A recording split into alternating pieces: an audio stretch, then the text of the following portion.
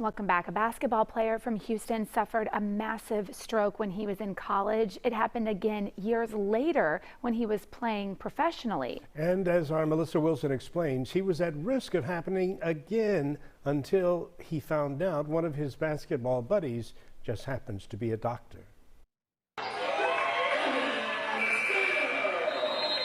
30-year-old Evan Sims has incredible memories of college basketball. Now he's entering a new stage in life. So this is Pearson, my lovely son, 6-month-old son. This new dad is appreciating life now more than ever. He's why I do what I do. When Evan was only 19 years old, he suffered a life-threatening medical crisis while playing basketball in college. Out just shooting baskets, playing ball or whatever. I just stumbled back and I couldn't, I had a blank stare on. I just couldn't say anything.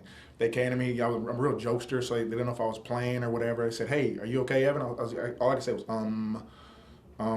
Evan was far from okay. A trip to the emergency room confirmed he was having a stroke.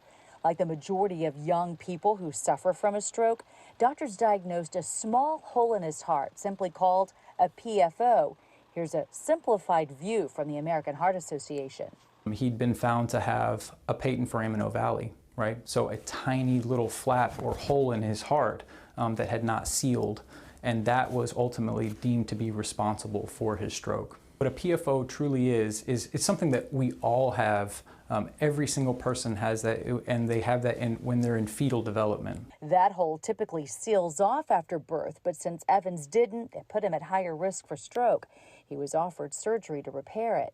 My questions I had was, with that device, will it, being in my body, would something happen to it for all these years? I mean, I didn't want that in my body at, 19 years old. So they're like, well, you have two options. Either get the device in you or take an aspirin a day.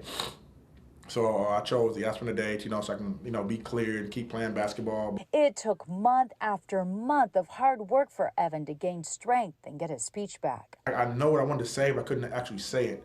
It happened on the left side of my brain, which affects the right side of my body. So I had my right side was so weak, had a crooked smile. Evan's grandmother flew to Houston to teach him how to read again.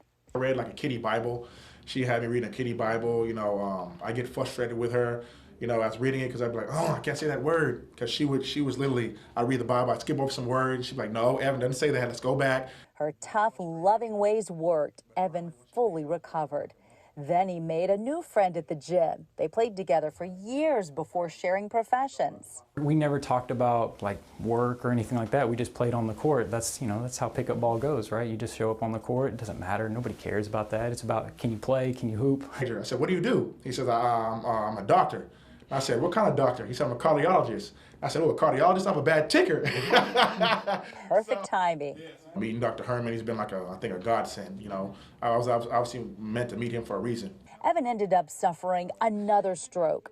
Interventional cardiologist Dr. Daniel Herman with Memorial Herman Memorial City Medical Center knew it was time to sink that problem. You're a young, healthy guy, and so it was, it weighed on me knowing that you were walking around with this, and then you had that recurrent event. Evan agreed. It was time. He listened to his friend's expert opinion. I had this bond with him, so I trust whatever he says.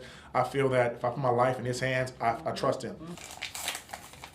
Evan's friend Daniel, or we'll refer to him as Dr. Herman in this case, repaired it with a tiny device like this. This disc sits on each side of that hole. This disc gives Evan peace of mind he's been looking for the past decade. He's now cherishing being a basketball coach. He also hopes his son will follow in his footsteps and also maybe make his own slam dunks one day. He's a 95th percentile in height, so hopefully he'll get as tall as Dad one day. At 6'8", he's got a ways to go, but it will be fun getting there.